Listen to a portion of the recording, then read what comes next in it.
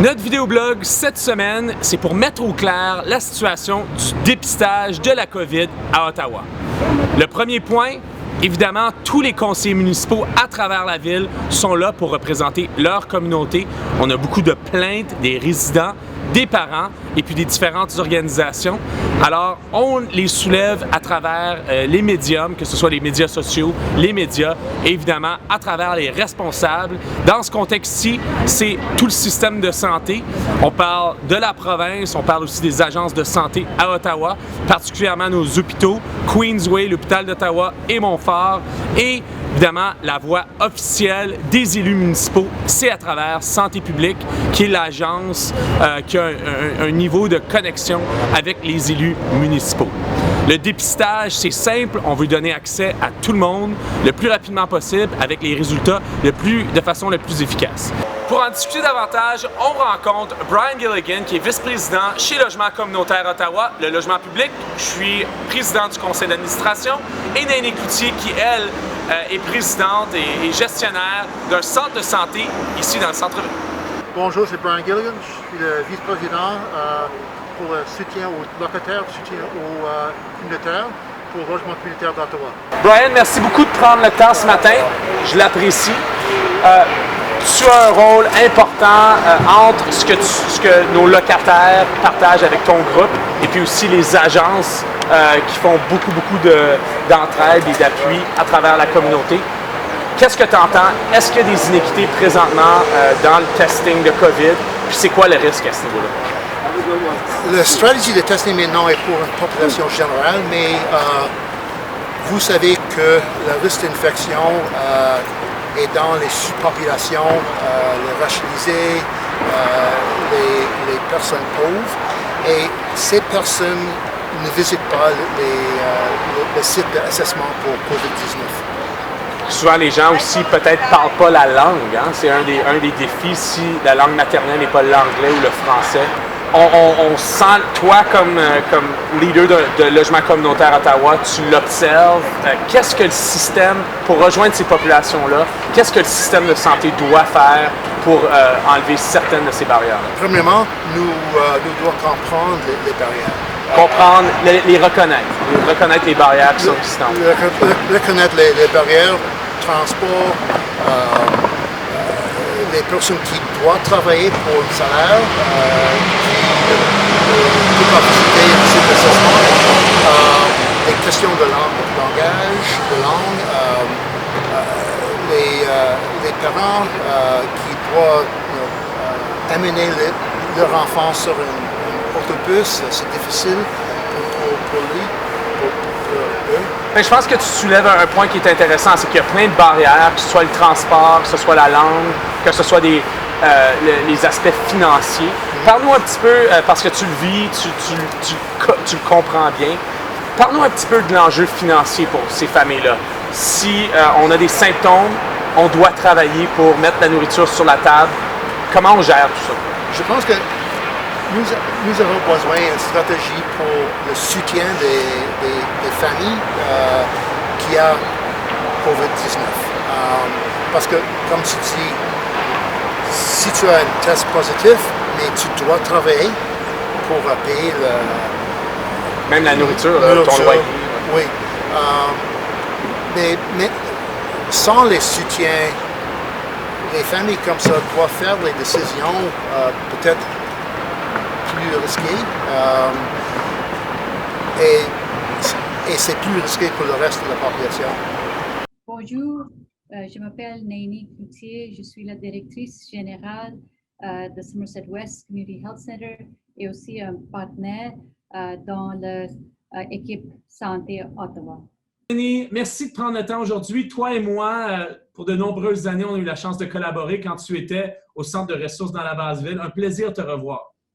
Oui, plaisir pour moi aussi. Mathieu, on a fait beaucoup de bon travail à Basse-Ville et j'ai aimé beaucoup travailler avec toi. Tu es maintenant, tu as une responsabilité autre dans le domaine de la santé, un rôle important. Parle-nous un petit peu de la collaboration des centres de santé à Ottawa. Oui, en Ottawa, avec la restructuration du système de santé, On travaille avec beaucoup de partenaires, plus de 60 partenaires, pour créer un système pour améliorer la santé et bien-être des gens dans leur communauté. Et c'est quelque chose qu'on a commencé depuis une année.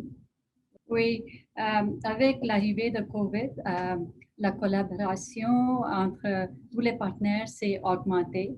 On suit la direction de Ottawa Public Health dans tout ce qu'on fait. Et de cette façon, c'était plus une façon de regarder où sont les problèmes, où sont les besoins, au lieu de juste travailler avec la population générale. Ainsi, on a des collaborations avec Ottawa Public Health, entre les services de santé sociaux, avec aussi l'hôpital d'Ottawa. Et c'est un problème complexe et on essaie de mieux utiliser les ressources qu'on a maintenant. Oui, si on voit l'équité dans le système, c'était quelque chose qui était présent même avant COVID. Et ça veut dire qu'avec l'arrivée de COVID, l'écart s'est devenu plus grand. Et on voit qu'il y a beaucoup dans les communautés marginalisées, racialisées, qui ont subi l'impact de COVID. Si on voit les statistiques de Ottawa Public Health, on voit que 66% des personnes qui ont testé positif sont de la communauté racialisée. C'est énorme, c'est une grande majorité des cas présentement. Explique-nous pourquoi. Qu'est-ce qui est la source de ces résultats-là? Tu parlais tout à l'heure des enjeux systémiques, tu parlais d'enjeux d'accès. Moi, je veux comprendre en tant qu'élu, puis je pense que tu l'avais tellement bien expliqué l'autre jour lors de ta présentation en santé publique. Oui. Je pense que la question ici sont les problèmes de système. Si on regarde la communauté racialisée, ils sont plus employés dans le travail qui sont pour, on peut dire, pas de salaire mensuel, mais pour les heures qu'ils travaillent, wage workers. Ils travaillent dans les occupations qui sont plus où la possibilité d'avoir COVID, c'est plus présent, le danger, c'est plus présent. Si on pense des security guards, les PSWs, Person Support Workers, ça veut dire que c'est plus difficile pour eux de sauvegarder dans le bureau, dans leur maison. Et aussi, s'ils sont dans le domicile, souvent, ils habitent dans un petit domicile où il y a beaucoup de membres qui vivent ensemble. Ainsi, c'est difficile d'isoler. Si vous avez le test de COVID positif, comment est-ce que vous allez s'isoler? Ainsi, les solutions sont toujours travailler avec la communauté, toujours avoir l'avis de la communauté, parce que ça aide de trouver les solutions qui travaillent pour eux. Ainsi, on commence avec savoir quelles sont les barrières pour les personnes. Et le soin primaire, c'est souvent les personnes qui ont les liens avec la communauté. Après, on a compris les risques, c'est trouver quels sont les ressources qu'on doit entourer la famille ou la personne. Est-ce qu'on doit avoir quelqu'un qui va référer pour, par exemple, pour l'emploi, pour la sécurité alimentaire ou d'autres ressources.